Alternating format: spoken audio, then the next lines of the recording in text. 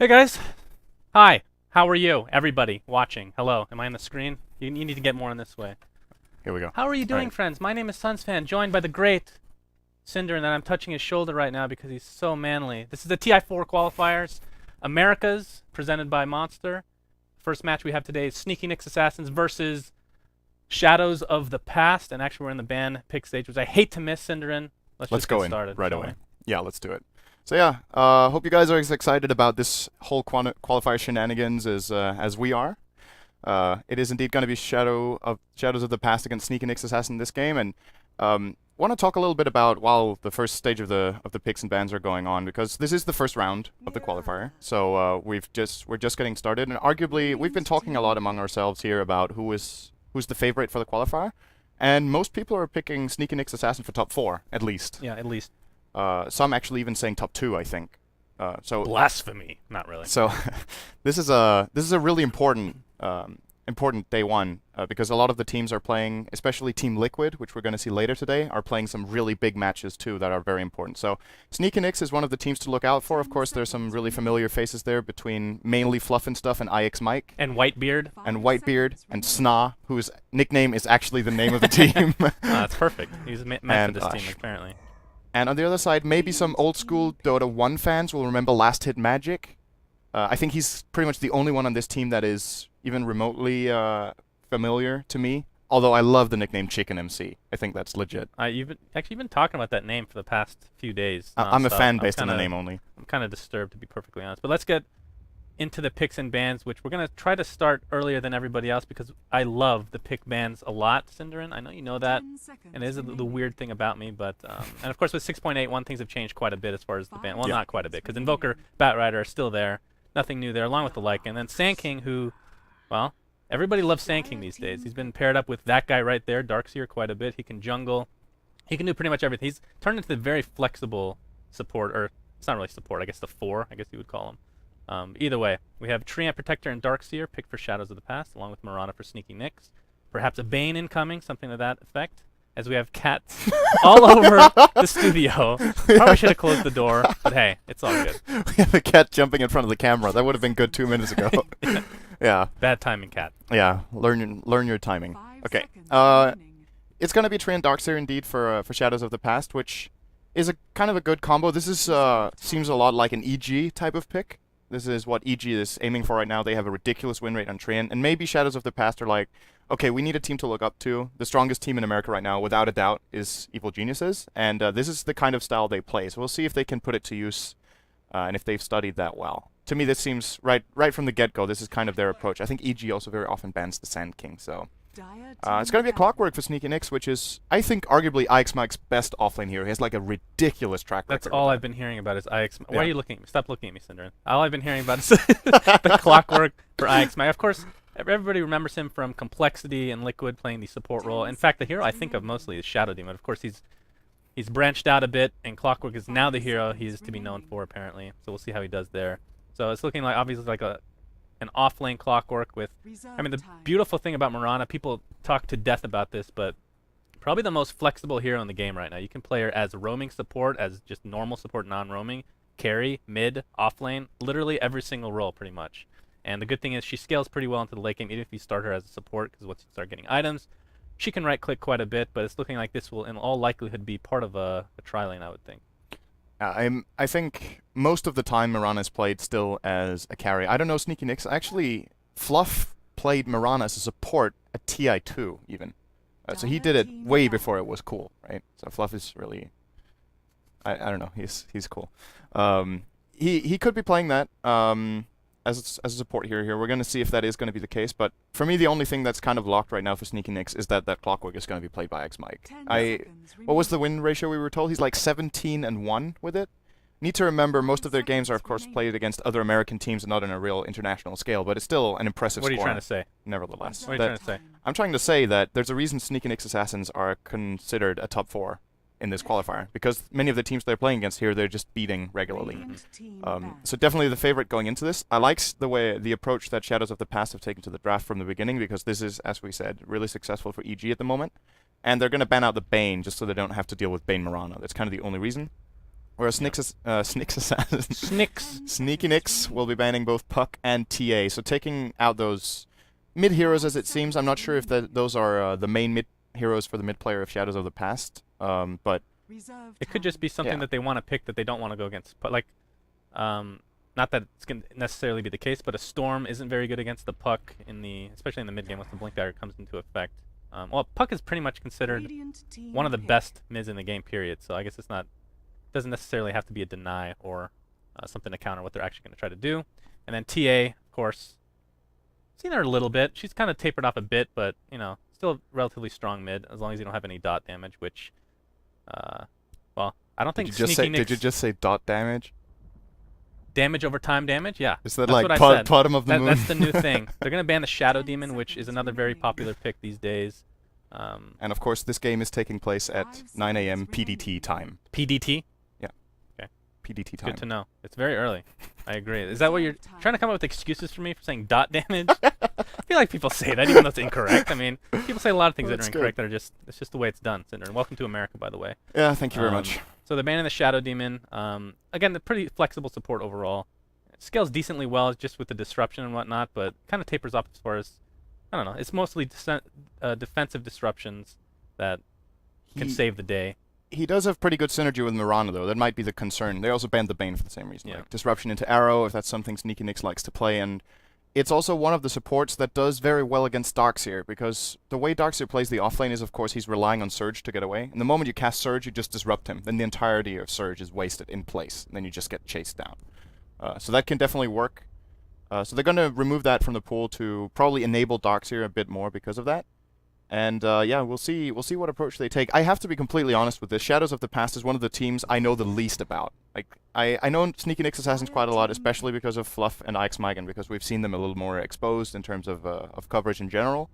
But Shadows of the Past, definitely one of the underdogs, so it's a little harder for me to predict what path they're taking, but to me, again, this just feels like EG style. They're going to get Morphling, which is a hero that mainly Arteezy likes to play for EG. It's a great hero to have living armor on, so he's just even more tanky and hard to bring down. So you think that's going to be a mid? Is what you're saying? It could be. And then Iron Shell is also not too bad on the Morphling, because he is a hero that comes in pretty close when he fights, so yeah, that's true. Can make use of that. It's pretty good. That's true. So looking at the rest of the possibilities here for Sneaky Nix and Shadows of the Past, I don't know. What do you think? So the Morphling followed by the Ancient Apparition is pretty good against Morphling with the Ice Blast and whatnot. I mean, you don't want to morph to Agility while you're Ice Blast, so the question is, can they land that? Which way is it? It's better, if you're only affected by Ice Blast, it's better to morph to Agility than to morph to Strength, because then your max HP increases, and then you're easier. Blah. You shatter a lot easier. Right. So it's actually a little tricky for Morphling, because you're used to, oh shit, I'm under pressure, let me morph some Strength. But if AL's the only thing on you, then you're actually killing yourself by morphing Strength, because of the relative difference in it's funny, because it's one of the few heroes that's good against Morphling that doesn't have a stun. Well, if you don't really count Cold Feet as a stun, but I guess if they get him in a cogs without a waveform or something, I mean, this is very, theory crafting here, but it's just not anything that you can rely on. It's pretty good so on. far. I think it's So the one thing I'm disappointed by already, and it's not a good sign for things to come. No Centaur? We're not going to see a Centaur, because Clockwork's off-laned. I mean, hey, Centaur in like a farming role is amazing. People underrate that big time, but unfortunately, I just had to say it. I had to say it at least one time today, so we're just going to get out of the way right off the bat. I'm sure you're going to say it in the next game That's true. It's once a game then. Let's just keep it standard here. Shout out to Centaur until he gets picked. We're going to keep complaining until he's there, and then you shut up. Shout out to Centaur. Yes, I love that guy. All right, they're actually almost running out of time here for Shadows of the Past. They're going to grab the Lich. They have like no stuns on this team other than Adaptive Strike, but usually you don't have it's more the mini stun with the Adaptive Strike, because it's more agility than not, unless he wants to go some weird. I remember back in the day, Morphlings used to play both roles, the agility and the strength one, where you just get agility or whatever the items may be. I remember really far back playing Intelligence Morphling with Dagon. That was legit. Intelligence Morphling? Yeah. He used to be able to use Intelligence as well. Really? Yeah, there was a scaling thing with that. I don't actually completely remember it anymore. I used to play Morphling in pubs with Intelligence somehow. But yeah, it's true. Of course, the higher strength you have, the longer the stun is. The higher agility you have, the higher the damage is. And yeah, you never plan on playing Morphling strength. But sometimes it can actually be a good choice to, for example, if you do have a replicate and you can commit and take a lot of focus fire because the enemy team doesn't realize how tanky you are with all the strength, or you just want to delay someone for a couple of seconds, or of course in the middle of a fight, if you've been focused a lot, you already morphed a lot into strength, and then it's actually a pretty good stun. So, but you're right, they don't really have any reliable stuns. They do have the combo of Overgrowth into Chain Frost, which is a great ultimate combo together with Vacuum. So if they can pull that off, that's going to be huge. But then again, you look over at Sneaky Nyx, Mirana can just leap out of it. She doesn't care.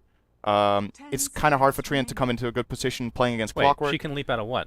Overgrowth. Are you sure about that? Yeah, she moves, but she stays entangled. Oh, okay. Yeah, but you create the gap you need. And now Sneaky Nyx are going to get Shadow Shaman as well. So a good all-round support that can... In this game, looking at Shadows of the Past heroes, it doesn't look like they want to do anything remotely close to an aggressive trialing. So you can play a Shadow Shaman support who is kind of weak on the very low levels, but who scales incredibly well with Mass Serpent Wards and, of course, Ether Shock as well. Well, what I'm looking at is Shackle into Arrow. It's not necessarily the greatest of combos, but with 0 stun, I mean, Vacuum can take him out of it, but everybody else, I mean, Adaptive Strike you're not going to really get early on anyway, so that's kind of a... Is that a blunder for Shadows of the Past having 0 stuns, pretty much? I think it's... If the Mirana is being played as a core here, she's going to have a really good game. That's the problem. So either they need to have a carry that can deal with that, or they need to turn this into a strategy where they actually don't care that the enemy... that you have no stuns. So, like, a sustainable pushing lineup, for example, they do have Treant. They have Ice Armor from Lich, so of course they can be very survivable. And then their last pick needs to have some sort of a way of taking down towers, which Sneaky Nyx Assassins do have, as a matter of fact, with the Mass Serpent Wards. And a quick thing I want to mention too is, you see Shadows of the Past are playing this Treant, and of course Living Armor is amazing, but when the enemy doesn't have too much instant damage. But you look over Sneaky Nyx Assassins, they do have Battery Assault, that's pretty good for taking it off. They have Ice Blast, that's pretty good for taking it off, as well as Cold Feet. And Mass Serpent Wards just removes Living Armor in one attack, right? If all the wards hit you, the Living Armor's gone. So I'm a little bit worried for Shadows of the Past here that they might not be able to put Treant to good enough use. And when they picked Lich, they are not going to be putting so much pressure on early on. They're going to be setting for a mid-late game scenario where they're going to try to win on farm. Oh, there we go. No more complaints. Oh, peace, son. Peace. That's great. I don't even have to... You're not going to talk about that for the rest of the day. I don't know where they're going, but hey. This makes me really happy. Yeah, it really makes me happy. I'm going to say it every game anyway. But, they have a very sustainable, as far as buildings are concerned, very sustainable. I mean, we were talking about this the other day. The 2 heroes that can do stuff with towers, essentially. Treant and Lich. And I haven't personally seen Lich use the Ice Armor on buildings yet to full effect, so I'm interested to see what happens there. But, I mean, Sneaky Nyx doesn't have the greatest push. I mean, they have Rasta, and that's essentially it at this point. So the question is, do they want to get any more to go against that tower defense that is Shadows of the Past? And of course, they have Centaur now, so don't necessarily need a blink on Treant, per se. They're going to pick Death Prod. Okay, so there's their push. GG. Yeah, this is interesting, because this is kind of...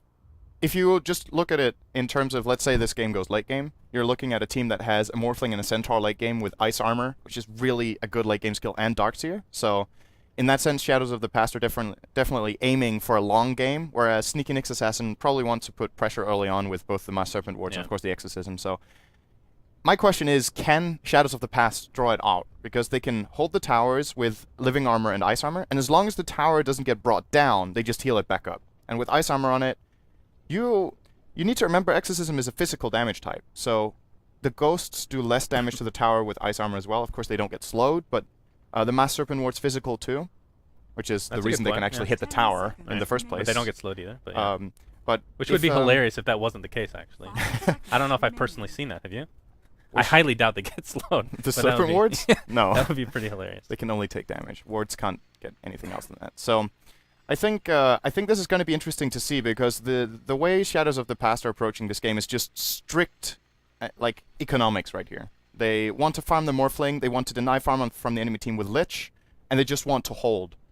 But I feel like if Sneaky Nyx Assassin gets a good start, and especially Clockwork gets a good start, this is just such a good Clockwork game, because who's going to stop him on the other side? He can just really play super aggressively, set up for arrows, set up for Crypt Swarm, and of course all the other big nukes they have, AA Ultimate. Is this a Darkseer mid? That's a good question. Let's see. I mean, I'd love to see Centaur mid. I don't think either one really matches up well against Death Prophet, though. So yeah, so when they pick the Centaur, I think since it's Radiant, I'm going to say the Centaur goes offlane. And again, I'm not completely familiar with the players and their general roles, but I would say in this matchup it makes a lot of sense to put the Centaur offlane, because he's going to get crushed in mid by pretty much anyone he's meeting there. Or they play the Lich Morphling mid, and they try to deny Death Prophet out of the lane, which would be really good actually for them. And then last hit magic on the Treant can I like that idea. Can safeguard the Centaur in the safe lane, right. or the Darkseer there. Okay. So Yeah, let's actually talk about the players while we're paused anyway. So we have a reconnect quickly coming in from Chicken MC, my Your favorite player by nickname. Have you had any Chick-fil-A yet while we've been? No, actually not. You're going to have to. We're going to try a lot of It's stuff. part of the American experience. Oh, it is? Yeah. Oh. Kind of. Does it taste like freedom? I'm not a big fan. I'm more of a KFC kind of guy, but hey, what are you going to do? So, yeah, let's see. For the Radiant side, it is Shadows of the Past. We've got Last Hit Magic playing as Train Protector. We've got Joik, or Yo-IK, I don't know, Joik, we're going to call him Joik, playing as Lich. Morphling will be played by 1, or First, however you look at that. We've got Neerok playing as Darkseer, and then finally Mr. Chicken MC on the Chicken Centaur MC Warrunner. himself playing my favorite here. I'm rooting for him, man. This is good. I'm rooting for him because of name, you're rooting for him because of hero. Yeah. We're so biased. Together, this is a great start of the we love qualifier. him. Yeah, there's nothing wrong with that. Anyway, on the other side of the bridge, as we'll call it, the Sneaky Nyx Assassin, we have Whitebeard playing the Rasta, aka Shadow Shaman. Ush on the Marana. Fluff and Stuff on the AA, as we might have a little bit of an engagement here. As SP, Shadows of the Past, are just waiting in the wings here. Fluff and Stuff. Oh, he's going to put down a ward, and they're going to see him just fine. So, going over the rest of the roster, we have SNA himself, the Sneaky Nyx Assassin, on the Sneaky Nyx Assassins. Playing... Why is he not playing Nyx Assassin? Yeah, he should be playing Nyx Assassin. Playing the Death Prophet, and then in the off lane, which I guess we'll call that the off lane in this game, IX Mike, as we talked about pre-game, on his patented, I guess we can call it patented now, Clockwork. As far as that team goes, he's patented Clockwork. Yeah. I don't think anyone else in that team will be playing that I'm hero not going to lie, and I'm not used to playing on such a small monitor. This is going to be interesting. My monitor is massive at home. I do want to mention that it is a triple melee lineup for Shadows of the Past, and then Morphling has ridiculously low range for a range hero, so they're not going to keep... I don't know. I think that's why the Centaur ult is crucial in this game. They can actually close the distance quite a bit. Let's see AA pick up the haste. He looks interesting when he's running. He's like twiddling his thumbs while he's reading a book. Or he's reading yeah, that's true. An invisible How book. to gank. Oh, he's got Chilling Touch. He's got the right start. So this is the lane. This is where it's going to be at, basically. So we are going to see the Lich Morphling in mid, as I was suggesting for Shadows of the Past. So he's going to have a great start in the Morphling against the Death Prophet here. But actually, Lich is considering rotating already down to bottom, but he won't do it right now. So the bottom lane is going to be a Centaur together with Treant against this aggressive tri-lane with triple ranged heroes. Shackle, I don't know if the damage of that per second... The damage of that per second should remove a stack of living armor every time, too. It's 40 damage per second, so... This is going to be a ridiculously hard lane for Centaur. He's basically not going to get anything. But if they can get some pulls going and get some experience there, perhaps they can get level 2 on the Treant and on the Lich, maybe, and then they could have a chance here. But it's definitely... This aggression coming out from SNA in the beginning, I think, is going to pay off. But the top lane, Clockwork against Darkseer, is a really hard lane for Clockwork, actually, so... Perhaps, overall, this is pretty even.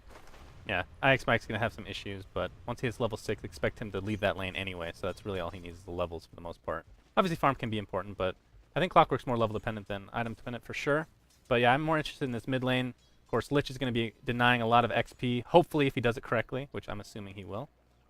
Has that level of sacrifice. Yeah, he's not Neil. I guess that's something people is going to go over their heads because they haven't seen that video yet, but regardless of the fact, Neil's amazing at this game.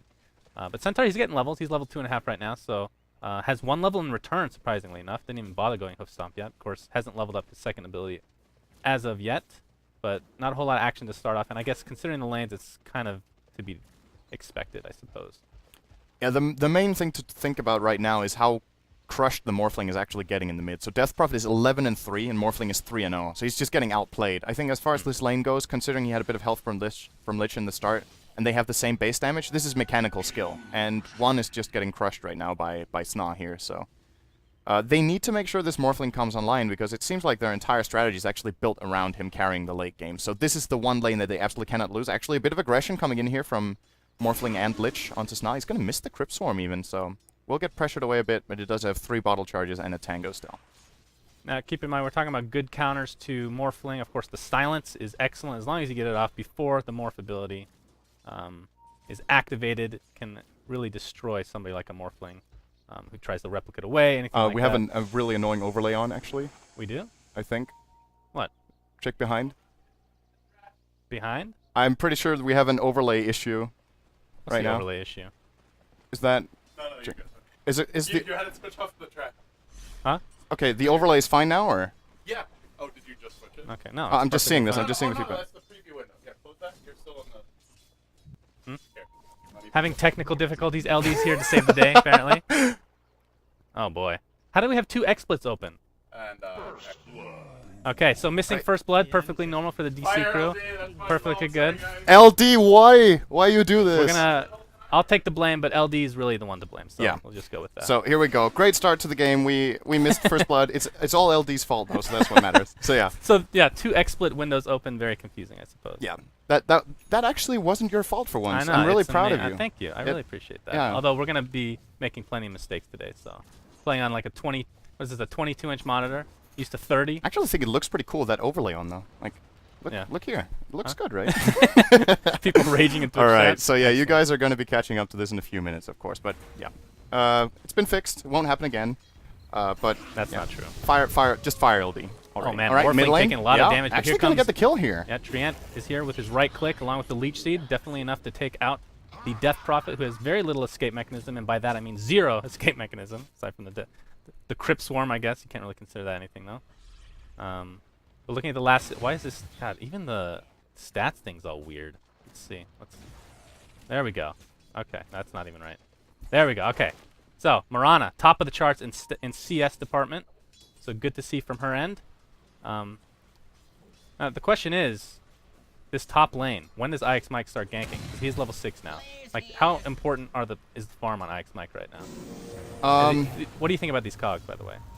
They look like pacifiers. I really like them. We're kind of a Rost initiation onto Centaur at bot lane, taking quite a bit of right-click damage, but they won't be able to take him out unless an arrow is to come. They're actually going to go for it. He's going to hit the arrow directly in the Centaur's face. Living armor keeping him alive, but it's not going to be for long, as they take him out as a 2-to-3 advantage, or 3-to-2 advantage for Sneaky Nyx Assassins at this point. Very nice prediction here from Ush on the movement of Centaur, and even the living armor couldn't keep him alive at that point. So, yeah, 3-to-2 for Sneaky Nyx right now. And as far as the farm goes, only Darkseer is a little bit ahead, but of course a lot of that is the oh my god, Morphling in the jungle. Yeah. Goes so deep. Death Prophet might go down, although the boy, fog's is he gonna get a alive. double here? He might be able to. Crypt Swarm is up. Boy, he gets right-clicked directly in the face. Oh, living armor! Oh, it's gonna save him. Yes, at least for 5 now. HP. No rotations coming over. They're not gonna be able to find him. All right, we're giving the kill to someone else. What? He's buying up. Hey, Roshan, how's it going? Ah, good plan. Good plan. Get wrecked. Yeah. Of course, he didn't exactly know that there might be rotations coming over, which actually there were, but I don't think they would have made it. That was okay. I think he used his gold before he suicided there, so it didn't really matter too much. Yeah. Top lane, Mike as well as Nayrok are fighting off against each other. This looks like a fight Mike is going to win. Even has hookshot ready. Does land it. Uh-oh. Oh, not enough. Living armor, man. Does he have a rocket? Oh, he's going to use the cogs instead. 3 seconds on the cooldown, but... Oh, no now mana Mike could to be in speak trouble of. if Last Hit Magic goes in for this. Okay, he hits the Leech Seed, continuing the pressure, but... It's not going to be enough. No mana to He needs speak of. another hit. Gonna Oh, need- that's a salve. Health No. salve will keep him up. And, well, IX Mike plays pretty ballsy, so I appreciate that, coming from a very ballsy person myself. As you can attest to, of course.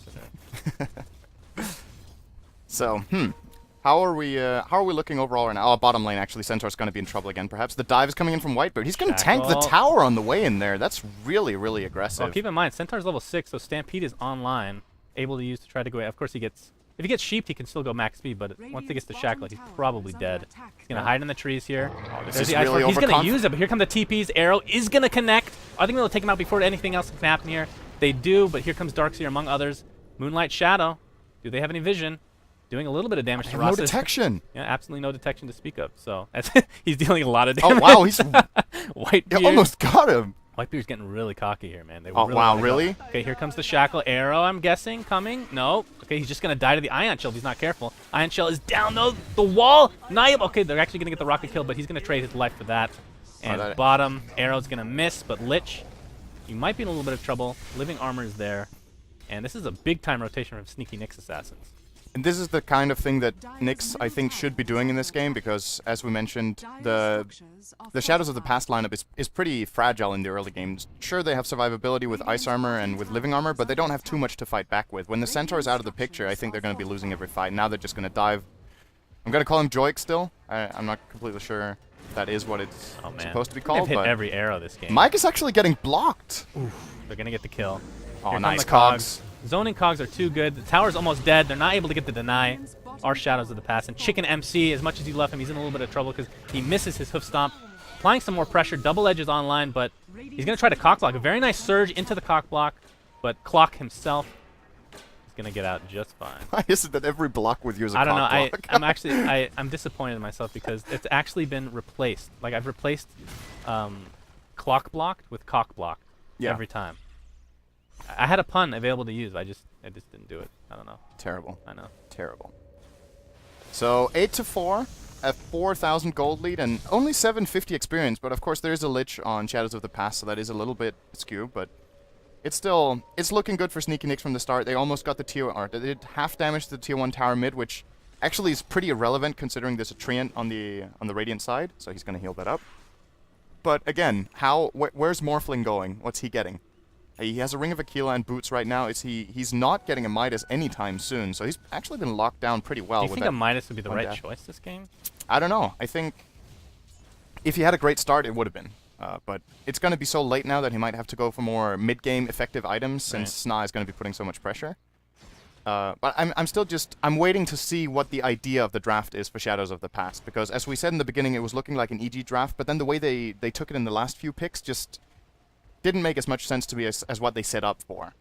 And we're just seeing Sneaky Nicks doesn't take advantage of it. They just go aggressive and they get kills because Shadows of the Past haven't been able to fight back enough yet. I think the mech on Darkseer is going to be a big breaking point for them, though. Yeah, that'll have a lot of sustainability in these fights. And I'm a little bit surprised in the last engagement at the bottom tower that that the Treant did not TP Overgrowth. That's actually a really powerful counter initiation, so to speak. Had it available, but maybe didn't have the TP at the time. I checked a little bit after. Hook shot. Bottom lane. Arrow to follow. It's going to connect, but here come the TPs. Can they get the kill and get out in time is the question. Fluffenstuff really wants the kill. Keeps missing his last hits. He is going to get the last hit there. But here comes Centaur. Among others, there's the boom shakalaka from Centaur. It's a 1-for-1 trade at this point. And it looks like that will end things. And yeah. I like that name. Boom shakalaka edge. Yeah, thank you. That's good. Here Living armor Roshan. is just so good there. Yeah, we didn't talk about Roshan. They can easily That's true. take this. That's very, very true. A really easy lineup for doing that with. And again, the problem still Shadows of the Past, they can't really contest this at all. If they go into this, they fight into wards and into DP Ultimate. Pretty much no lineups really can do this against the Dire at 10 minutes. So smart play from Nyx to go for this with their draft. Easy Roshan. He just goes to Ush, who's 3-0-3 on the Mirana, so probably the right choice. Can give it to Death Prophet, which is the type of hero where, you know, if you die with the Aegis, then heroes that are based so much around their, I wouldn't call it transformation ultimate, but you know what I mean. Not really the best Aegis carriers necessarily. So good to have it on Mirana here. They're going to transition to bot lane perhaps and attempt to push this, but I think they have to worry about mid lanes. We're going to have perhaps an initiation, but the Waveform's going to get Morphling out in time, about to hit level 9. Expect the replicate to come up shortly, so he'll, of course, like I talked about, if Sneaky Nyx assassins can get the combos off correctly, especially with the silence, they can destroy Morphling. And of course, with initiation of Moonlight Shadow, they have a lot of opportunity to do so. So Morphling might have quite a bit of trouble getting online to the point that he's actually scary, because again, that's a hero. He's very difficult to kill overall without having the right lineup, but he doesn't really do a whole lot of damage until you get a couple items on him.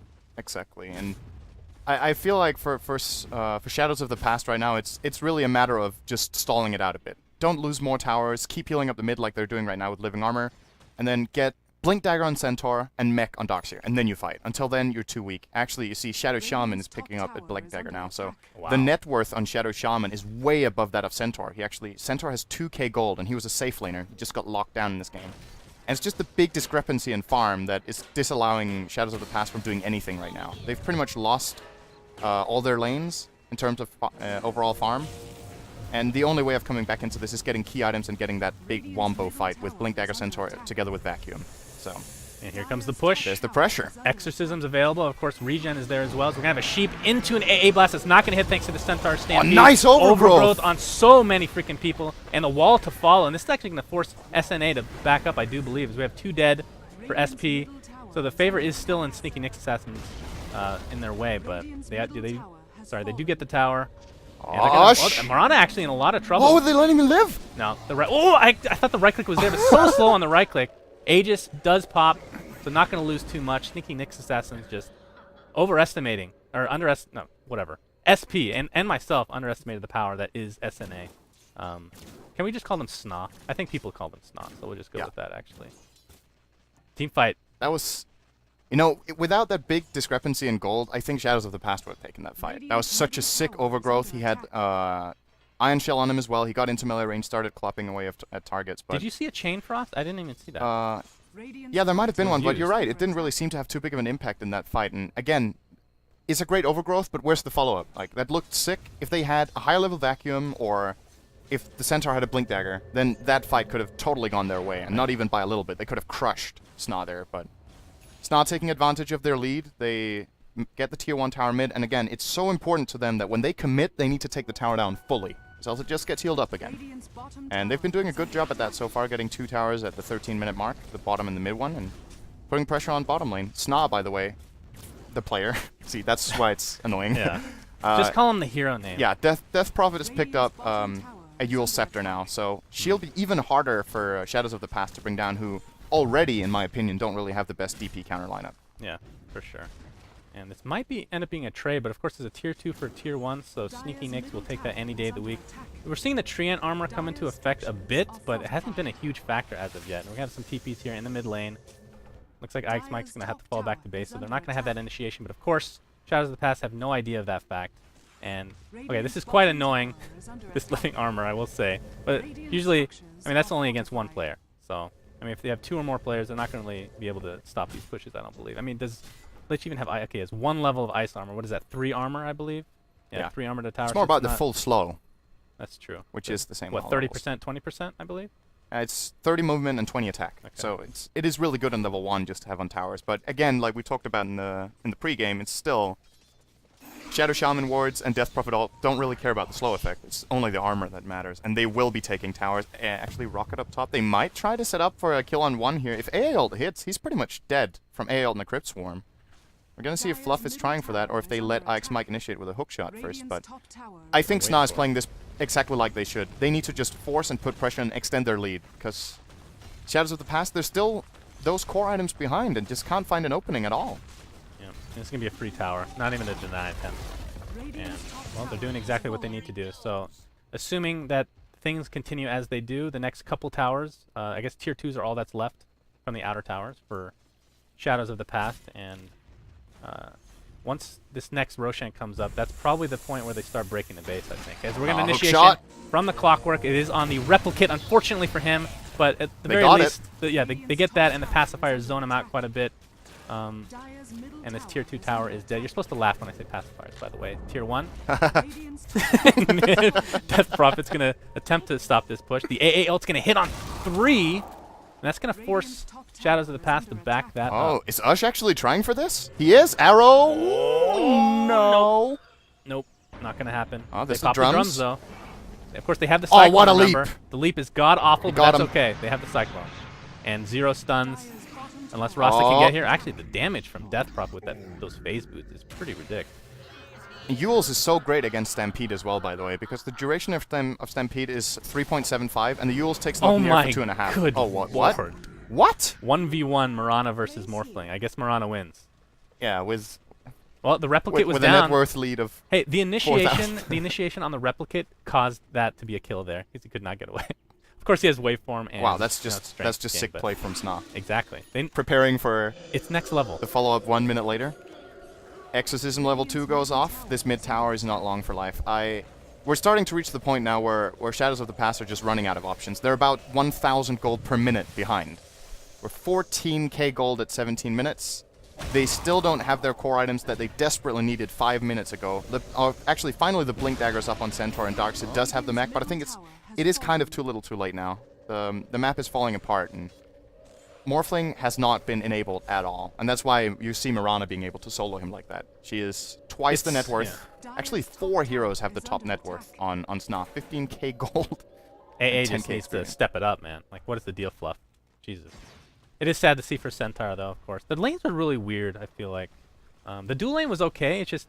Morphling just didn't get enough farm, He still lost the lane, that's the problem. That's the weird thing. Like, do you lose that lane against the Death... I mean, Death Prophet's good mid, but a dual lane should beat one hero pretty much every time, unless it's OD or something. Which actually, that's not even the case with OD. Lich wasn't there the whole time, but just in the beginning, I'm just thinking, Lich sacrifices a creep, he starts hitting Death Prophet, so Death Prophet either hits back or has to run, and Morphling free farms. But that wasn't the case. Lich wasn't really helping out too much, and Morphling just got outplayed one-on-one, completely. The heroes have the same damage. Morphling arguably has a little bit of a better attack animation, but shorter range, so maybe overall fairly even lane. Right. He just got crushed by SNA. So really, it's kind of I think this is the time where if you're Shadows of the Past, you just 5-man smoke and you look for ganks. If you get a good pickup, maybe you can get a tier 1 tower.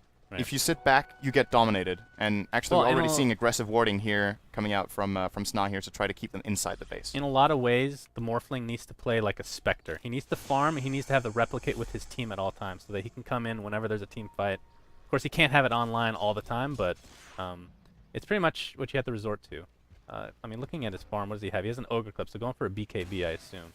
And that, when you have to go a BKB first on Morphling, that's usually not a good sign, I guess you could say. I mean, even with the BKB, Exorcism will destroy you if you can lock him down. Exorcism and Plague Wards, that's the problem. I feel like whenever SNA goes to a lane and uses their 2 ultimates, the other team can just watch. Like, Shadows of the Past do not have what it takes to initiate into that at all. Look at the space they have right now. Yeah. You don't even need to pop Exorcism for this. Just right-click this Then they're tower. going to go for the base, I think. They should. I think they go for Roshan. He'll be up shortly. Yeah. Do you like the new clock? Let's see. I feel like it's a lot easier to understand Yeah, now. so it's like 1.5 minutes. So yeah, we've reached 1, 2, 3, 4, 5, 6, 7, 8. Yeah. Yeah, you're right. 1.5 minutes, then it's up. So the total respawn time of him was like 9.5 minutes. Oh, poor Shadows of the Past Morphling.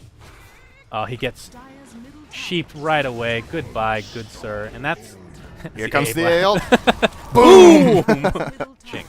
And they also get the tower tonight. Shadow Shaman is one of the best heroes to have Blink on, for sure. Instant initiation. Instant Blink Hex. It's very hard to counter.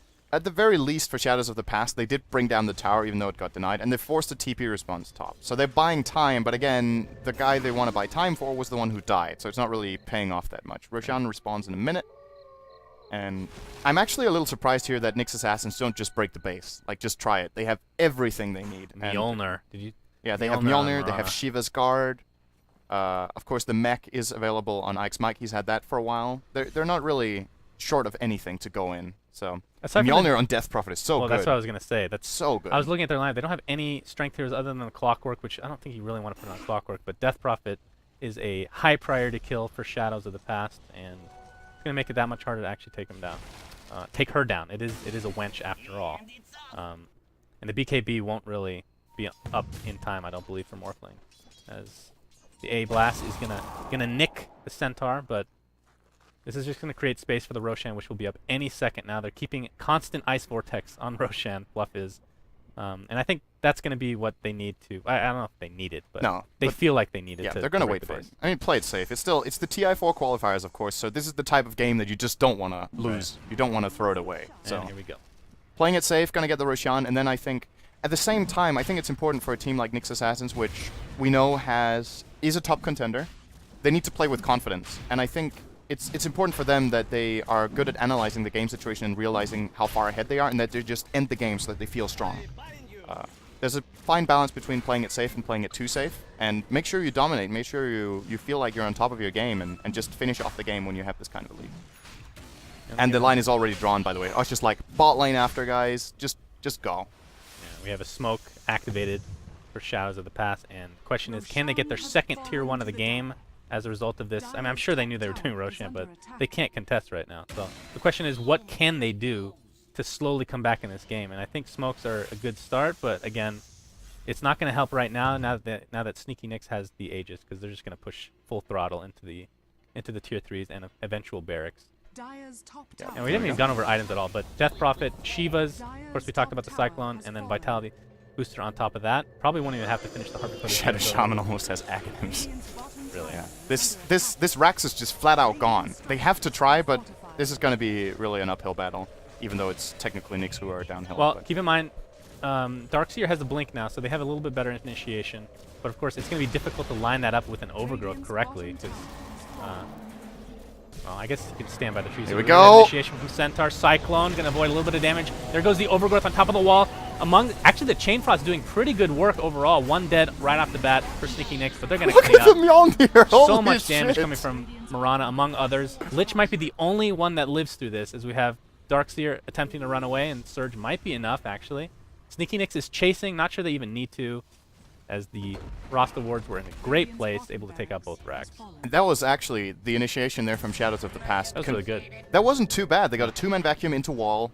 They got a great Chain Frost bouncing between multiple heroes, and they still lost the fight heavily. I think it's difficult when you're this far behind in gold. You can't really fight team fights. You have to pick them off one by one somehow. And they were trying that top, but then they were Roshaning, so they didn't really get anything out of that smoke. That is true.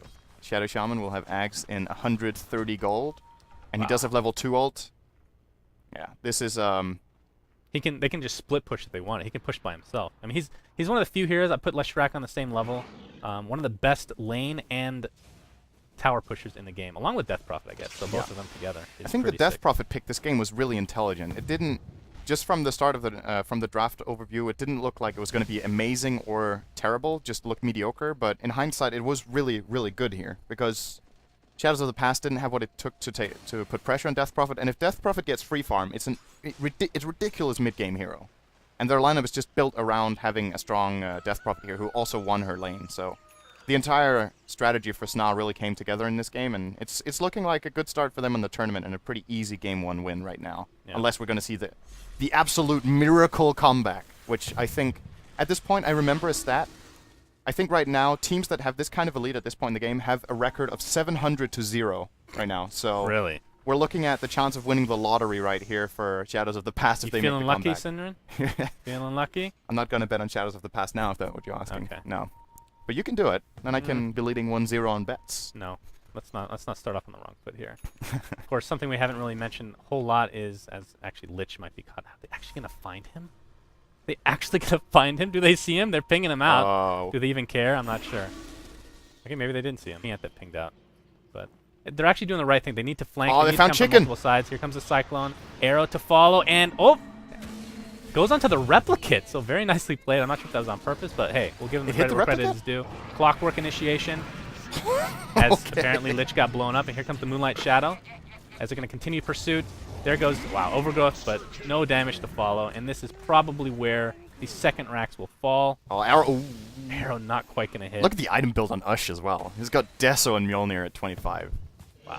It's kind of a weird combination. So the Mjolnir procs when it does, and apart from that, the Desolator works. So this is actually not the most terrible of orb combinations in Dota 2, but it's kind of unusual. With all the physical damage, the minus armor is huge this game. Not that it was needed, obviously. But oh my god. There used to be barracks here. Oh my god.